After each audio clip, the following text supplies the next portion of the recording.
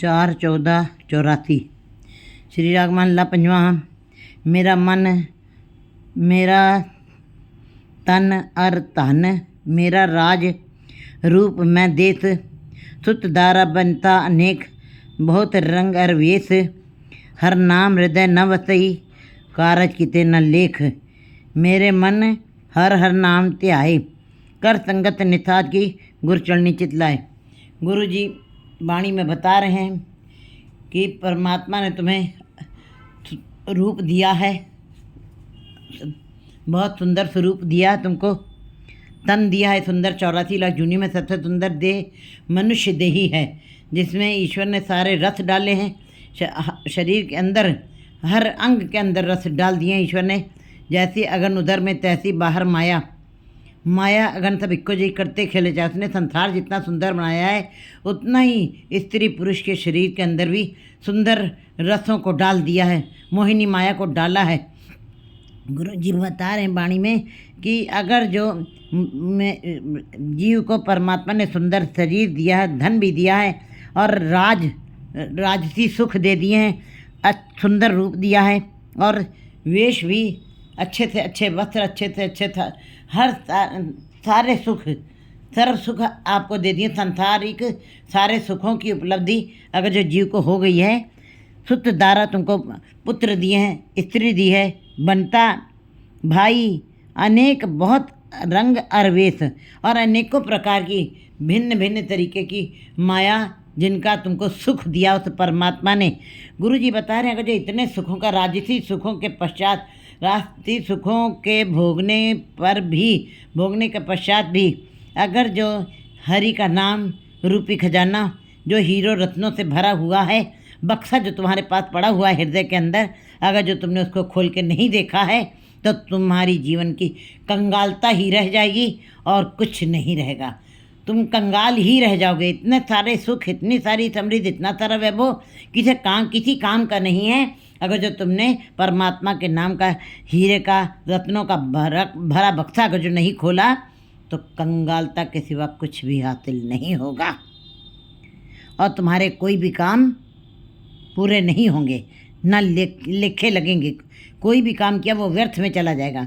मेरे मन हर हर नाम त्याई, हे मेरे प्यारे मन, हरि के नाम का ध्यान करो, उसी में अपने चित्त को जोड़ो। कर संगत निसाज की गुर चरणी चित लाए। तुम साधुओं की संगत करो, गुरु के चरणों के साथ जुड़ो और गुरु के शब्द की कमाई करो। गुरु शब्दी चित लाए। गुरु के शब्द को जितना कमा जाओगे, जितना दृढ़ कर लोगे, कहते हैं कैसे मिलेगी? गुरु के सत्संगत करके गुरु की शब्द की कमाई करो, उसको दृढ़ करो अपने मन में और विचार करो। अपना जीवन गुरु के उपदेशों के ऊपर चलते हुए ही बिताओ। तुम्हारा जीवन भी गवाही दे, तुम्हारा उठना बैठना खाना पीना भी गुरु शब्द के साथ जुड़ा हुआ होना चाहिए। रहो नाम निधान त्याइए, मस्तक होए पाग।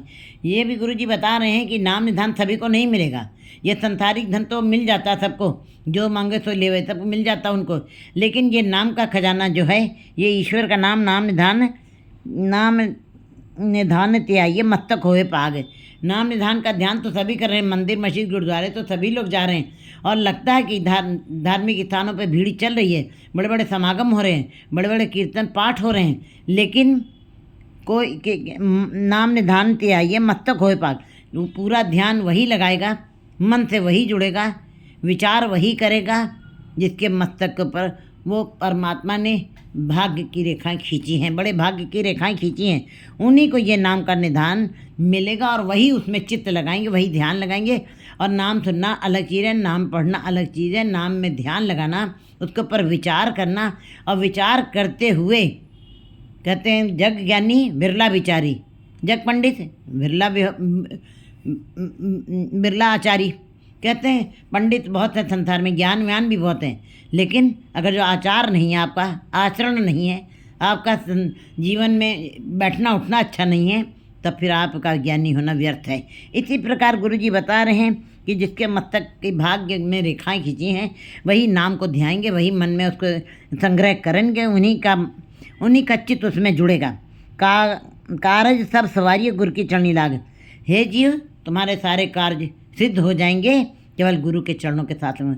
चरणों का मतलब है गुरु, शब्द गुरु है, और शब्द के साथ ही, शब्द रूपी चरणों के साथ ही हमें जुड़ना है, उनको दृढ़ करना है, और उनको दृढ़ करने के पश्चात अपने विचार करना, अंदर विचार करते हुए अपने जीवन में, कार्य व्यवहार में भी उस वाणी को अपनाना है। हमें रोग भ्रम कटिए, न आवे न जाग।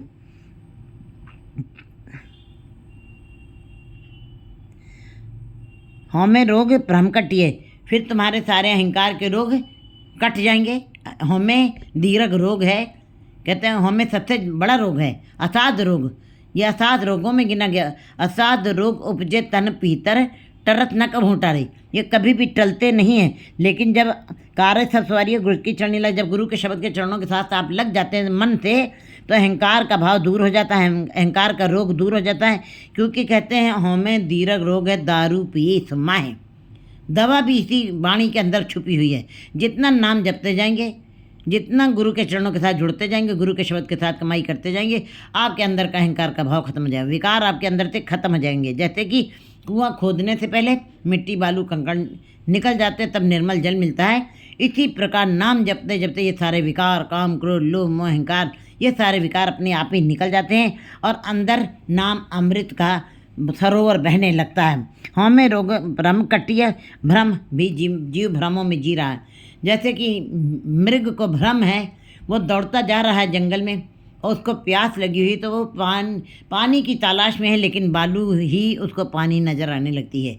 ये भ्रम उसके आँखों में सदा जब बना रहता है, आखिर में दौड़ते दौड़ते वो भ्रम खत्म नहीं हुआ, बालू को पानी समझ के दौड़ता चला जा रहा, मर जाता आखिर में, और शिकारी उसके नाभि से कस्तूरी निकाल लेता है। लेकिन जीव तो बुद्धिमान है, जीव के अंदर तो परमात्मा ने बुद्धि डाली है। वो तो पशु है, अगर जो भ्रम में पड़ा मृग, तो आखिर में मौत मिली है। और ये जीव जिसको परमात्मा ने बुद्धि डाली, समझ डाली है, और इतने अच्छा शरीर बनाया है, तभी भी अगर जो जीव भ्रमों में पड़ा रहे, तो उसकी अज्ञानता है, वो पागल है, वो बौरा है, उसको समझ ही नहीं है। कहते हैं भ्रम कटिए, जो उस भ्रम को काट देता है गुरु का शब्द, ना आवे ना जाए। फिर जो जीव गुरु के शब्द की कमाई करते हैं, गुरु के शब्द के साथ जुड़ते हैं, उनके अंदर अहंकार का रोग भी खत्म हो जाता है, और फिर उनके भ्रम संदेह सब कट जाते हैं, और उनका आवागमन का चक्र खत्म हो जाता है। गुरु के शब्द में इतनी शक्ति है। कर संगत तू साध की 68 तीरथ नाव। कहते हैं फिर अगर जो तुमने साधुओं की संगत की है, सत्संगत में आए हो, सत्संगत कैसी जानिए, जितने एक को नाम बखानिए। अगर जो तुम सत्संगत में आए हो और ईश्वर के नाम की चर्चा हो रही है, तब फिर कहते हैं तुम्हारे 68 तीर्थों का फल तुम्हें घर में बैठ के मिल जाएगा। सत्संगत में बैठे ही तुमको ये 68 तीर्थ जितने हैं गिने जाते हैं हिंदू परंपराओं के अंदर, ये 68 तीर्थ हैं। कहते हैं 68 तीर्थ का फल तुम्हें सत्संगत में ही मिल जाएगा, कहीं जाने की ज़रूरत नहीं पड़ेगी। जीव प्राण मन तन हरे साचा यह स्वभाव। और जब जीव गुरु के शब्द के साथ जुड़ जाता है, उसके ये शरीर भी स्वस्थ हो जाता है, प्रफुल्लित रहता है, हरा भरा रहता है, शरीर भी निरोगी होता है। और जिसके तन ये शरीर, जीव प्राण मन तन हरे साचा एह स्वभाव। जीव जो है नख से लेकर शिख तक पूरा ही हर तरफ से वो हरा भरा रहता है, आनंदित रहता है, प्रफुल्लित रहता है, खेड़े में रहता है, किसी प्रकार की चिंता फिक्र उसको नहीं लगती है। और ये सच्चे के साथ जुड़ने का यही एक हमको लाभ दिखाई देता है, यही लाभ है। उस सच्चे के साथ जुड़ने से तुम्हारा जीव प्राण शरीर और मन आत्मा सब ही हरे भरे रहेंगे, सब ही स्वस्थ रहेंगे, हलत सुख पलत सुख। कहते हैं बिल्कुल दोनों ही स्वस्थ रहेंगे जो नाम के साथ जुड़ जाते हैं।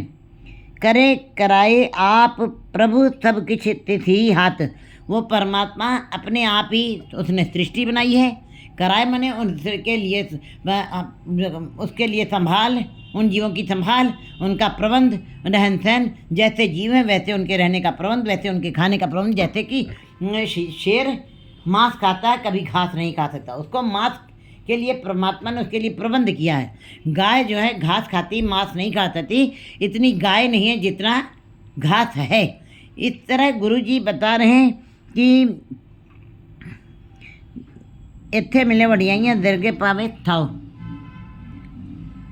अगर जो जीव गुरु के शब्द के साथ जुड़ता है, संसार में बड़ाई मिलती है, इज्जत मान मिलता है, और दरगाह में परमात्मा अपने दरगाह में उनको स्थान देता है, जगह मिलती है परमात्मा के घर में।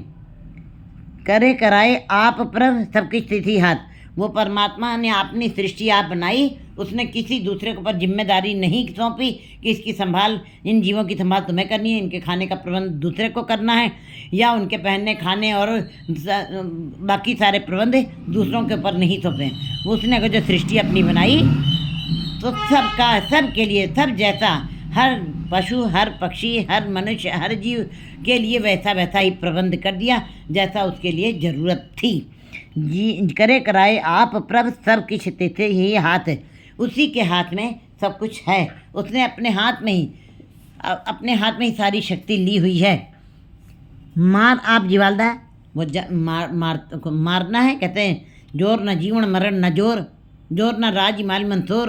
कहते हैं मनुष्य के हाथ में न मरना है न जीना है। अगर जो कोई सुसाइड करने भी जाता है, आत्महत्या करने जाता है, वो भी परमात्मा की मर्जी तो हुक्म से जा रहा है। और अगर जो मौत नहीं आई रहे तो वो वहाँ से लौट आएगा, वो नहीं आत्महत्या करेगा। इसका मतलब गए थे मरने के लिए, क्यों नहीं मरे? क्योंकि हुक्म नहीं था।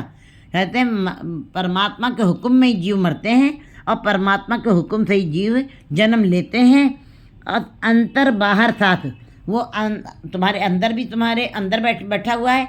हर जीव के अंदर परमात्मा रमा हुआ है, हर जीव के अंदर परमात्मा की शक्ति काम कर रही है। लेकिन दिखाई किसको देती है? जिसके जो ट्रांसपेरेंट है। जीहो निर्मल बाहरों निर्मल, बाहरों निर्मल जीहो तन निर्मल, सतगुरु ते करनी कमाणी।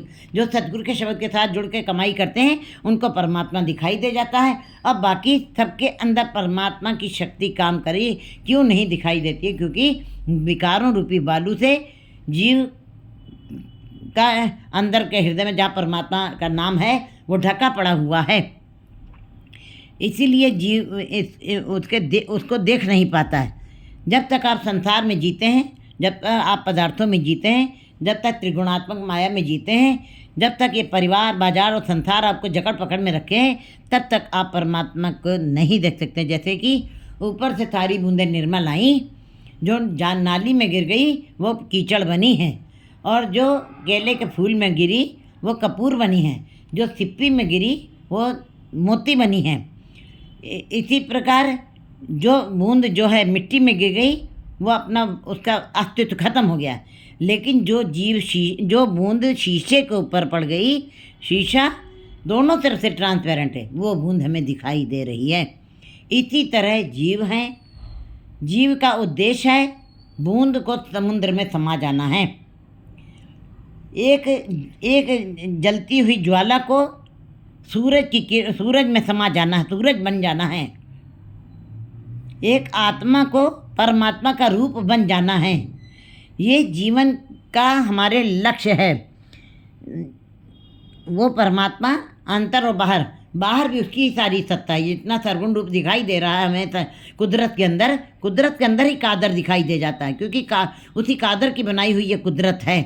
उसने, हम दोनों कहते हैं आप इन्हें आप साजियो, आप इन्हें रचो नाओ, दुई कुदरत साके कर आथन डिठो चाहो। उसने माया बनाई और अपनी शक्ति बनाई और सब कुछ अपने मर्यादा में चलाया और अपने मुट्ठी में, अपने हुक्म के अंदर, अपनी रजा के अंदर सब कुछ रखा है। वो बाहर और अंदर सब जगह उसी की शक्ति काम कर रही है, मौजूद है, हर कण कण में मौजूद है। जैसे फूलों के अंदर खुशबू दिखाई नहीं देती लेकिन वो खुशबू आ रही है। इसी प्रकार परमात्मा की शक्ति, सूरज चमक रहा है, ये उसकी शक्ति है। चंद्रमा रात में निकल रहा है, शीतलता दे रहा है, यही उसकी शक्ति है।